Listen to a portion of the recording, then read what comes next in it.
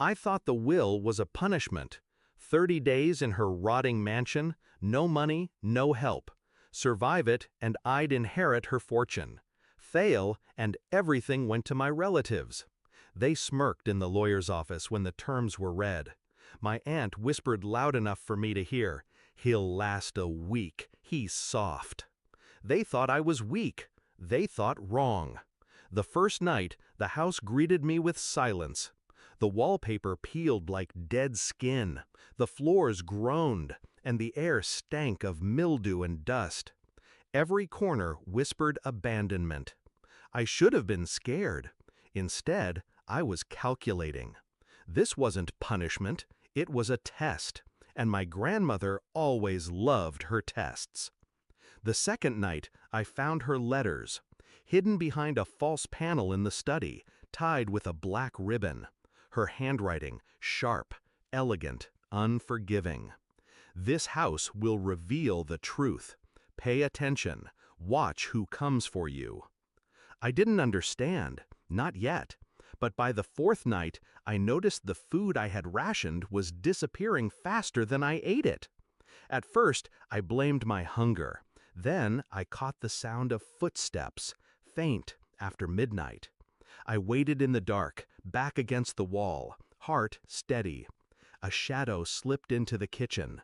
My cousin Henry. So it began. They weren't waiting for me to fail. They were making sure I failed. Cutting power lines, spoiling food, locking doors from the outside. Every morning they came by the gate, asking with saccharine voices if I was holding up. Behind their pitying smiles, I saw their hunger. They wanted the inheritance, and they'd do anything to take it. But they didn't know me. I let them think their tricks worked. I starved in front of them. I shivered when they killed the heat. I coughed deliberately loud so rumors of my weakness spread. But at night, I scavenged the mansion. My grandmother hadn't left me defenseless. Hidden caches of canned food in the cellar, an old generator buried under tarps, keys tucked in hollow books. She had prepared me for their cruelty, and I used everything. By the 15th night, I was no longer surviving. I was planning. The mansion wasn't a prison, it was a stage, and my relatives were the perfect audience. I documented everything. Photographs of Henry sneaking in, recordings of my aunt tampering with the locks, proof of sabotage, betrayal, and attempted fraud. The more they struck, the deeper they buried themselves.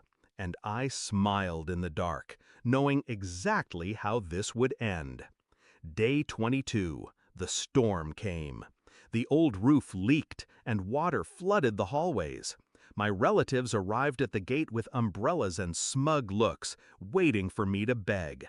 I opened the door just enough for them to see my soaked clothes, trembling hands. "I can't do this anymore," I whispered. Their eyes lit up like vultures finding fresh meat. But I didn't quit.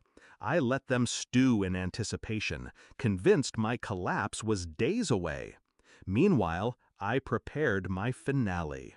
Day 30 arrived. I walked out of the mansion thinner, hollow-eyed, and silent. The lawyer gathered us all in his office, the will on the table. My relatives leaned forward, barely able to hide their excitement. He cleared his throat. By surviving the 30 days, the inheritance, now... Wait, I cut him off, sliding a folder across the table. Inside, photos, recordings, timestamps. Every betrayal, every attempt to sabotage me. The lawyer's face hardened. This is criminal. My relatives froze. Their smirks cracked, drained, fell apart. I leaned back in my chair, calm. They weren't just waiting for me to fail, they made sure of it. Grandma warned me. She told me to watch. For once, silence filled the room. Not the victorious kind they had dreamed of, but the silence of people watching their empire collapse. The inheritance became mine. Theirs became nothing but legal battles and shame.